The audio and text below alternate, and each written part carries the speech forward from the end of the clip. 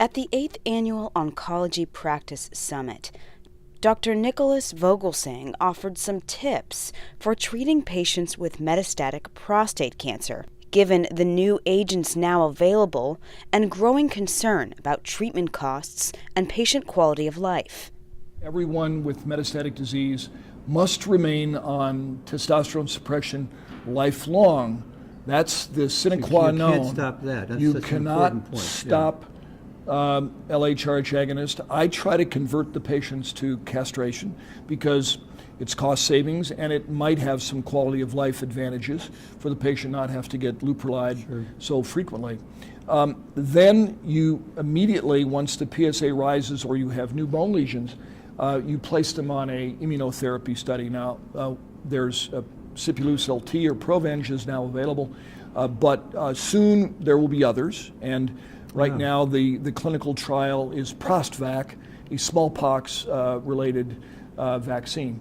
Once the immunotherapy has been stimulated, then I walk the patient through a series of secondary hormone therapies. This hasn't really changed. You might consider the low-cost drug like bicalutamide if the patient's not had it. Not enzalutamide, that's a bit expensive, but DES, estrogen still work, and then usually abiraterone. If abiraterone you cannot get for any price reasons, I still use ketoconazole. But then once you're through that list, you then are faced with rising bone pain, rising LDH, etc. Then I use docetaxel. Docetaxel is still a very effective drug. There's been no drugs that have improved its benefit, so you have to use docetaxel. After docetaxel, you have a bit of option. You have, at least currently, you have enzalutamide, which I use at that point. But then you have cabazitaxel, which is very effective. I mean, I continue to use the drug. I often give it at 20 milligrams per meter squared instead of 25. And there I don't have to use quite so much pegfilgrastim. But the drug, I just had a patient who had 10 doses of cabazitaxel. Very good control of pain and PSA.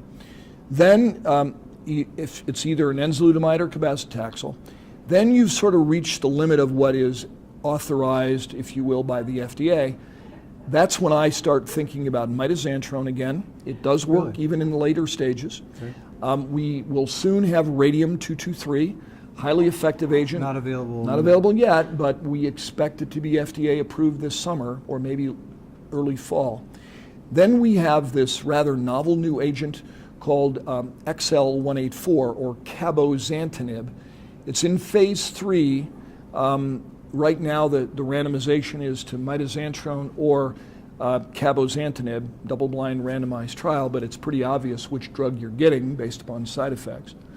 And then this is the MET-VEGF. It's the MET-VEGF orally active agent. So Comet-1 is comparing it to placebo. Comet-2 is comparing it to mitoxantrone. Then you're really down to what I consider sort of a neuroendocrine phenotype. They often, by this time, get liver mets, lung mets, soft tissue disease, pain is progressive. And if you can't get access to radium on an expanded access program, I will give platinum and gemcitabine as a desperation chemotherapy. As an advanced neuroendocrine term. As an advanced, you can use platinum etoposide.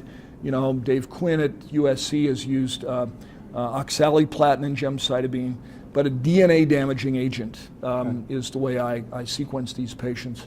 And at that point, then you're into clinical trial, phase 1, phase 2 trials. Well, a wonderful time. Sounds like you just played out years of agents that we could use to treat this advanced disease. Yeah, I mean, I'm remarkably struck by how responsive these agents are to chemotherapy. I used to think that prostate cancer was a drug-resistant tumor. That's not the case. These tumors respond to each one of these drugs in sequence, 30 to 80% response rates almost every time I use the drug. I'm surprised when drugs don't work in this disease.